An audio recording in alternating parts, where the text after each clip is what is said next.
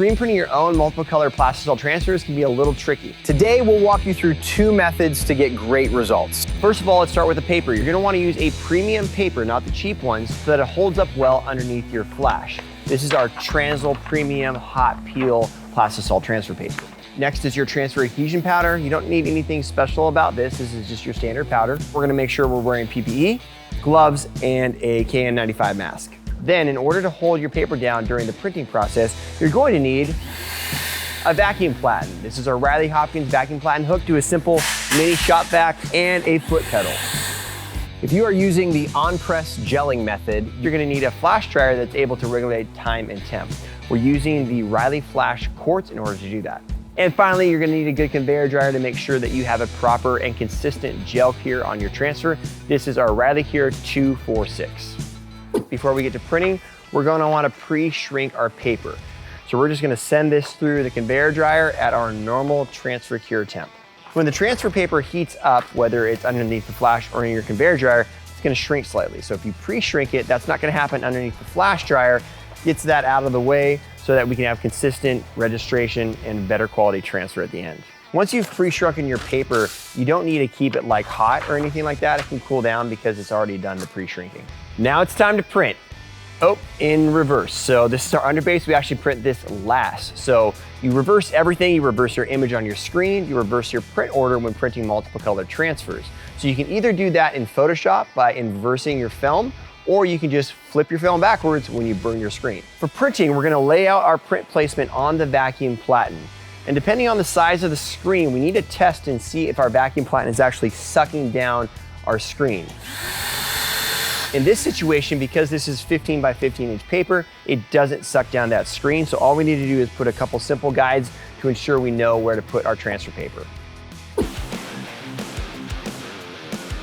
We're gonna start by printing our last color first. So this is gonna be our lightest and smallest color. Because this vacuum platen is higher, we need to make some off contact and tilt adjustments on our press. Proper off contact when printing Plastisol transfers is essential because you need to let that ink deposit and that screen pop up.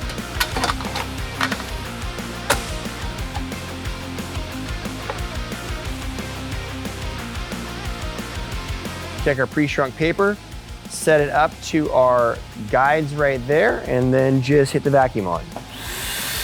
Then we'll start with our last color in our Rio Gold. Now, when doing multiple color transfers, you need to make sure that you're using the same type of ink. So we're using all Wilflex inks right here. These are low cure 280, so we're gonna make sure that we're not over flashing or over gelling that ink during the flashing or curing process.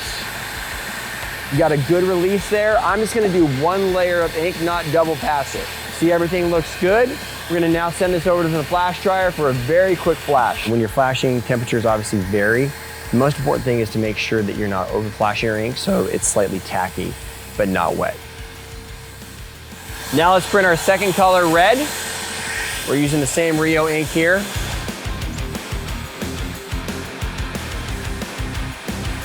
Release nice and well there, so good off contact. Then we'll flash that. Now, since we're printing our last color, we're gonna be using the transfer adhesion powder. So in order to do that, we're gonna make sure we're wearing PPE. All right, we've rolled over our transfer powder bin. Basically, this is your transfer adhesion powder put in a big bin to keep it in one spot, keep it clean. You wanna put a lid on it if you're not using it. And then we're gonna print our last color and show the transfer process. Okay, once we have our last underbase, all we wanna do is we wanna simply run it through the transfer adhesion powder, make sure the transfer adhesion powder gets all over the wet ink, and then dust it off. You wanna make sure to keep it off your fingers if possible, and you wanna get that off your paper. If it's on the paper where the ink's not on it, it could stick. Once we have our first one printed, we wanna make sure we're getting a proper final cure. So I have our conveyor dryer turned down a little bit, and we're gonna speed up the belt slightly here. What we're looking for in a good cure for a transfer is a gel cure. Slightly roll up an edge. If it's gummy and it's slightly rolling up, then you know it's good and gel cured. If it's like flaky, that means it's under cured, or if it's not coming off at all, it means it's over cured. Looks like our dryer settings, not too hot, not too cold, is good for this transfer process. Another way you can print multiple color transfers if you don't have a full rotary vacuum system, which we don't here, like we can only go one station at a time, so we have to wait quite a while under that flash dryer, is to do transfers simply just one color at a time. I know it sounds a little backwards, but here's how it works. Once we've shrunken our transfers, we need to make sure that we have a registration jig firmly secured on our vacuum platen. So you definitely want at least 3 points of register, and those points need to be consistent every single time. Right here, we're just simply using ultimate cleanup cards that are taped down. They work very well because they're slightly larger than the transfer. I just snug in the paper to those 3 points and then put on the vacuum and we're good to go. Next, we'll print our first color.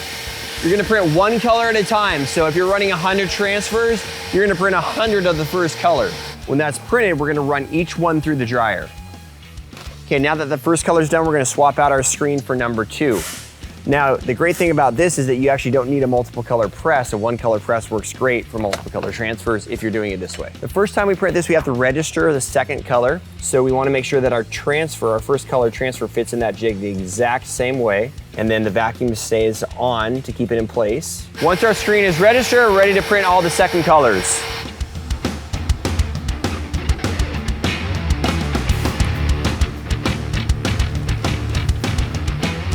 Perfect registration. Run that through the dryer.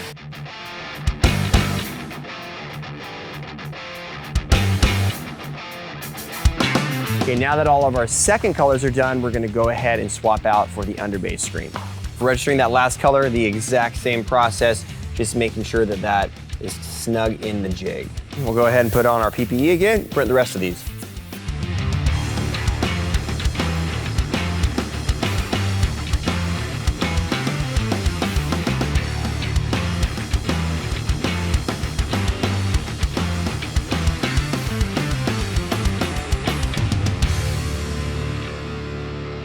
Okay, now that we're done printing, we're wheeling our heat press. We're gonna be pressing at 320 for 12 seconds. This is a hot peel transfer, and we're looking for a good release. The way this is set up is that we have 3 inches down from our collar right there. After we pop up, we're just gonna hot peel it up and we should be good. Okay, here we go. And that's exactly how it should go. Came out pretty good, nice and smooth, nice bright white, nice vibrant colors. All right, let's see how this looks on a dark colorway, all made heavyweight.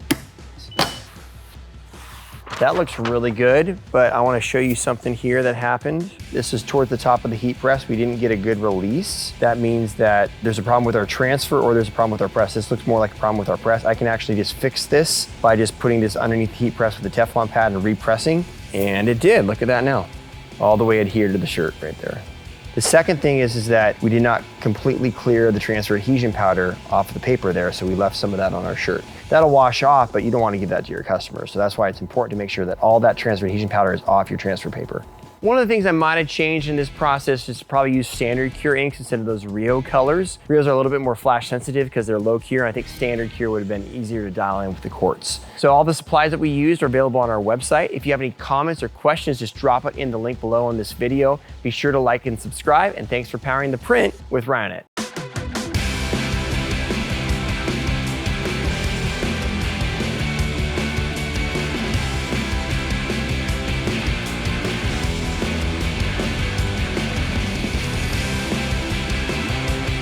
You're gonna wanna put it in straight, the right way up.